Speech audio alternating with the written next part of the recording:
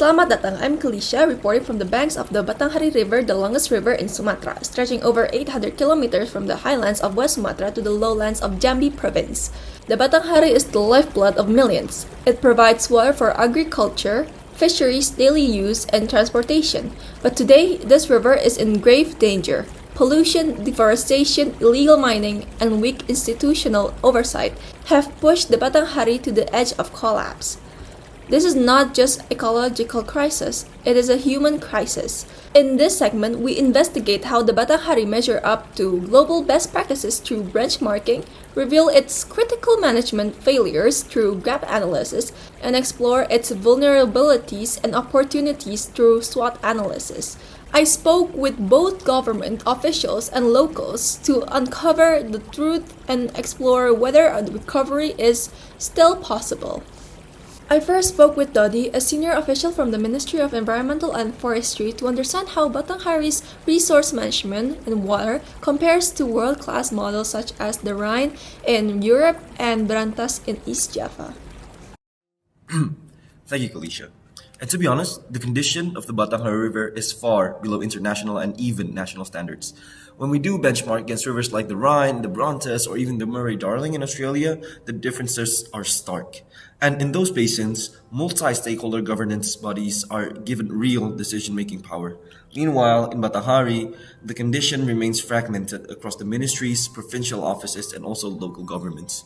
So there is no actual integrated command structure. And in terms of monitoring, the advanced basins, they use usually real-time sensors to track the water quality across dozens of sites. Meanwhile, here, we only rely on manual and irregular tests.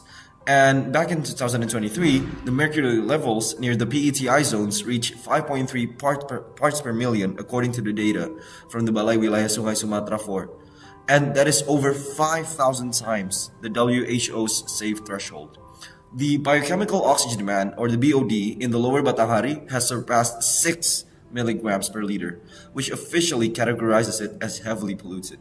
And this level of contamination, it affects not just the ecosystems, but also the human health.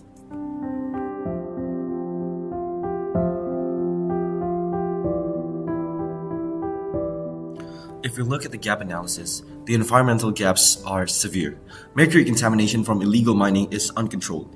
Waste from palm oil processing and domestic sewage flows untreated into tributaries. Sedimentation has increased drastically, and in several sub-watersheds, erosion has reached over 100 tons per hectare per year due to the forest clearing. And socially, the gaps are equally as alarming.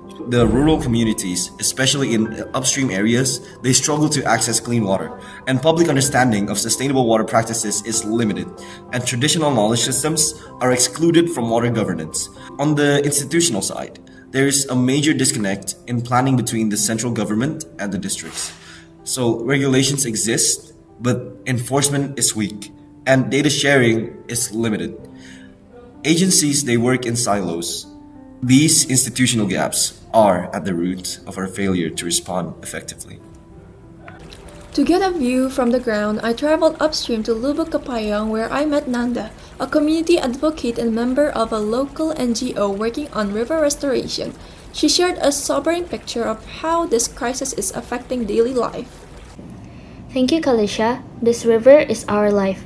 I grew up swimming in it, we drank from it, and we fished from it. Now it is toxic. Petty mining is visible everywhere. Just behind our village, machines dig up the riverbed. Children play near their ponds without knowing that they are exposed to mercury. People are getting sick, fish populations have collapsed, and in many villages, wells are contaminated, so we rely on rainwater. The deforestation is also destroying the land. Every rainy season, floods bring sediment into the river. The water becomes thick with mud. People cannot bath, they cannot cook. And this is not just an environmental problem, it is also a health and survival problem. However, we have ideas and we also have hope. First, we must reforest the upper catchments. Priority areas include buffer zones around Karinci Sebat National Park. Agroforestry can offer farmers alternative income while we restore the landscape. Second, communities must be empowered to manage micro-watersheds. We need village-level committees trained in integrated water resources management. Citizen science can play a role. Let students test water quality and report for illegal activity. Third, we need alternatives for the petty miners. Many are fathers trying to provide for their family. With training and support, they could work in ecotourism, fish farming, or sustainable agriculture.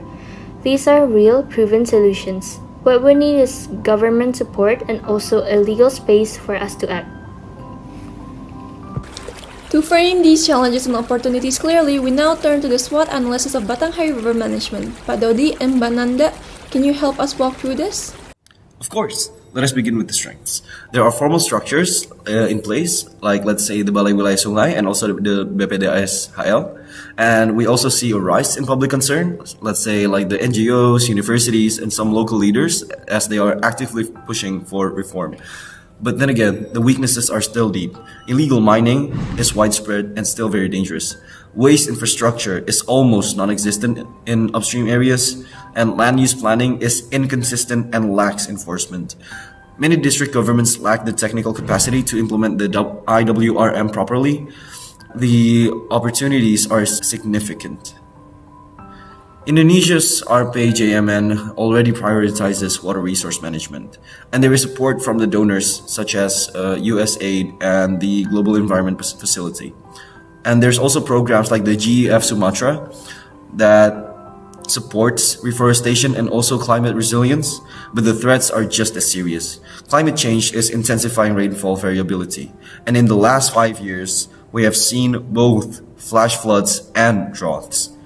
Land conversion for palm oil continues at a fast pace, and social conflict is rising in areas where water is scarce or polluted. I completely agree with that, but I would like to add that our greatest strength is the people who care.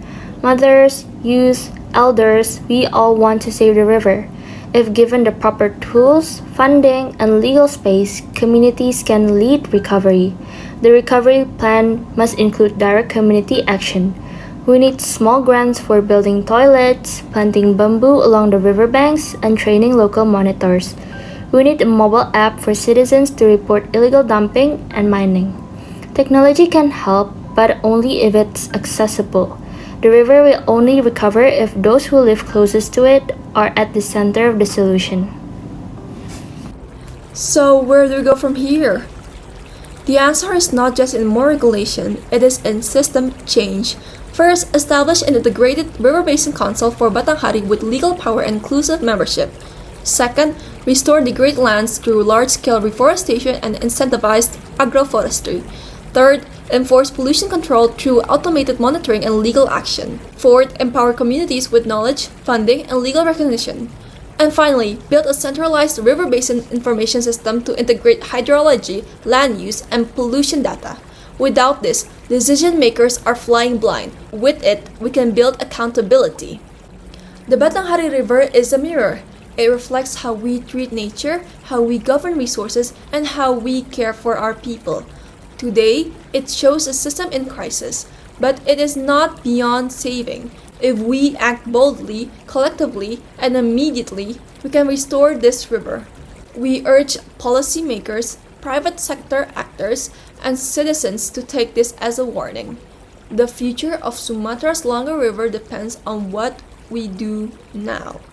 Thank you for watching.